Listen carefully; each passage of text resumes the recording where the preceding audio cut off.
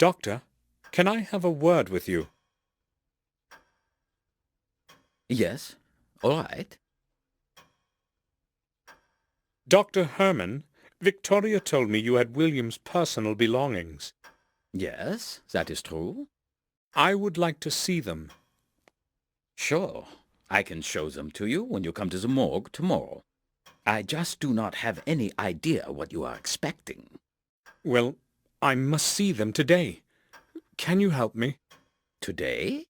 Well, all right. Maybe we could do it like this. I will send someone to the main gate with a parcel for you. Will that do? Perfectly. What time will this person come? I will send him as soon as I get back to the autopsy room. Let us say 7 o'clock? I'll be waiting in front of the main gate at exactly 7 o'clock. It's very important. I hope the person is reliable. Do not fear. He will be well paid. Settled? Thank you, Doctor. At 7, I have to be in front of the gate. It's William. I know you were his friend and also his physician. Yes, that applies to your whole family. So, what is it that troubles you, Gordon? You do realize that this is not the appropriate time to speak about William. I don't believe it was an accident. Well, it is strange indeed. Then why would he do it? And those burns? What burns? Numerous deeply burned areas. I have no clue as to their origin. Go on. No, Mr. Gordon. Come back tomorrow. I will gladly tell you everything. I really do not want to talk about this today. All right. Then expect me tomorrow. I will certainly come back. Dr. Herman knows something important. I have to talk to him tomorrow.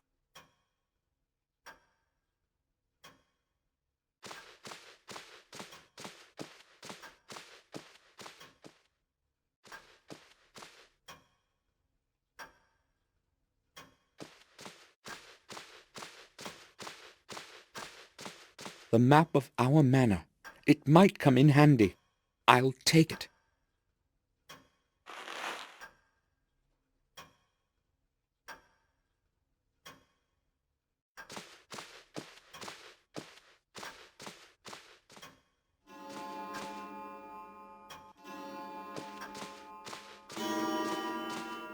The Chronicle of the Warm Hill Manor. The local parish has been here for a very, very long time. According to the oldest books and records, it has been here for so long that only the walls of our castle may remember its foundation. Marcus Gordon had the church built so long ago that the date has already been lost in the mists of time. Therefore, the actual age of the building can only be estimated. As in the past, there was no accurate record-keeping. Should we hold to the views of respected historians, it was around 1215 AD that the church was built. It is thought that Marcus had the church built on pagan lands where many innocent people died through the ages. There is no corresponding record to this, however. Not one mention in any books or volumes available to me at the manor or the vicarage. Therefore, from a historic standpoint, this is a mere assumption, or worse, one of the many fictitious legends circulating in these lands. One thing, however, is more certain. It was this age that also gave rise to the academy at Black Mirror. As with Warm Hill Church, it was Marcus who was responsible for the construction of such a significant building. The new academy, with its vast library, was supposed to serve as a knowledge base for all the people. It was also a safe place for depositing the chronicle of the Gordon family that Marcus ordered his wise men to protect. In this, however, fate was not kind to Marcus. The whole academy burnt to stone long after his death, around 1512 AD. Despite the vigorous effort of the people of the manor, who hurried to the disaster to fight the flames, the academy burned to the ground. When they saw there was no chance to save the building, they tried to save the records from inside. Not everyone was willing to risk their life in lethal heat for the scraps of paper that had been scribbled over. If it hadn't been for a few brave souls, however, we would have never known who Marcus Gordon was, nor some of the history of Black Mirror Manor, as most chronicles were lost to the flames. Garmoor Gordon perished in the fire at the age of 45. For his bravery, eternal memory is held. There was no one left of the Academy to care for the remaining records and old books. Consequently, the volumes that remained were passed on to the Warmhill Parish to the safekeeping of Father Matthias. Father Matthias took meticulous care of the historical treasure until his death in 1543. To that holy man, the people of Garmoor Gordon are grateful for the preservation of the Chronicle and the old records. Since those times, the Gordon family chronicle has been handed over from one successor of Father Matthias to the next, until today. Recorded by hand of Jeremy Gordon, 1632 AD.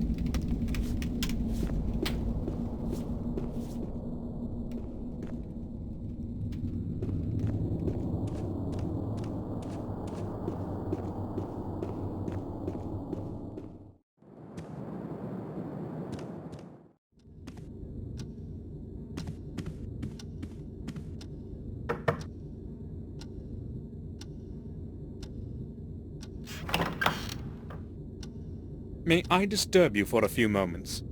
I would like to ask a couple of questions. All right. I'm listening. I showed the picture we talked about yesterday to Victoria. She said she knew the man, that he had lived for some time near the castle. Are you sure you don't know who he is? Let me see the picture again. I'm not quite certain, but he resembles one of my patients in the institution. It could possibly even be him. I do not see where this picture could have come from, though. Maybe we can find out. Who could have brought a picture of some madman to the castle? And why? I spoke with Bates. Why don't you allow him into your study? Did he tell you this? You see, I just don't want anyone to disturb me all the time. I have enough of my own problems, and can do without his civility. What's the matter? Nothing special, I guess. I just happen to have a bit more work than usual these days. I will go now. All right. Feel free to come back if you need anything, Samuel.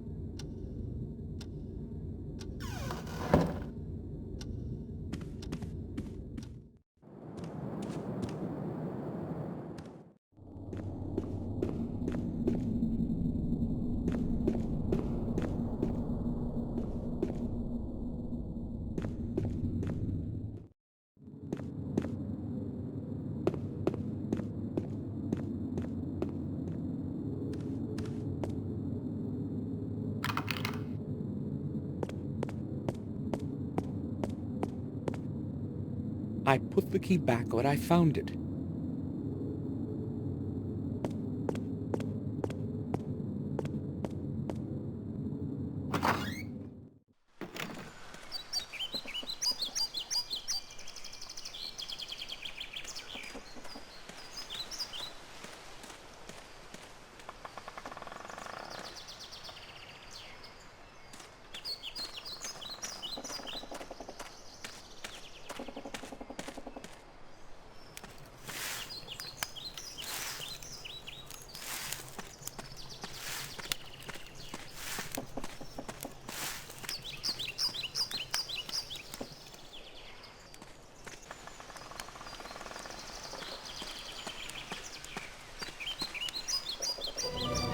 Looks like blood. Is this possible, Philip?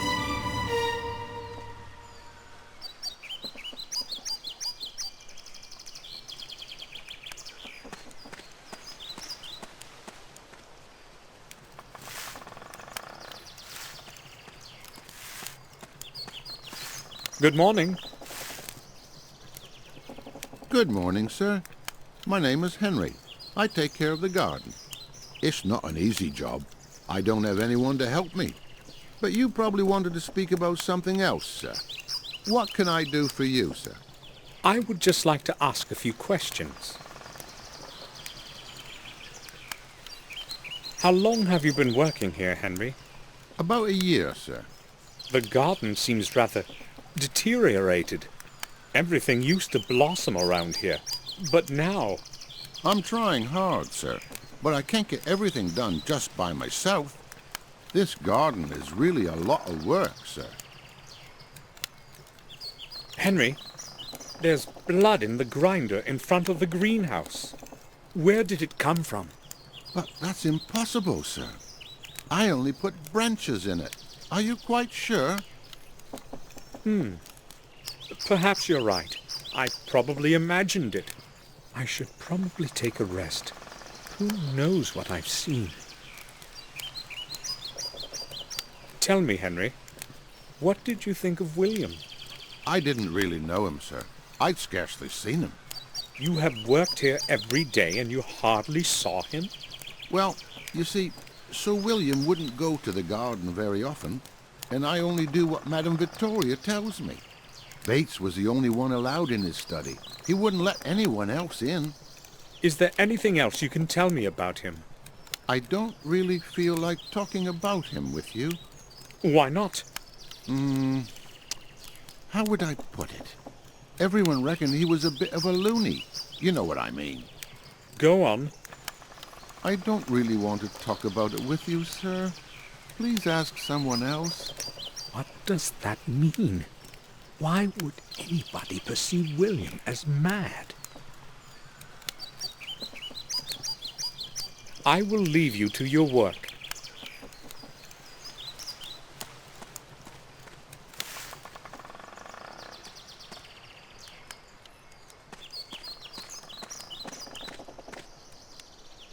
There is nothing here. I could swear I had seen blood. I'd better take my medication.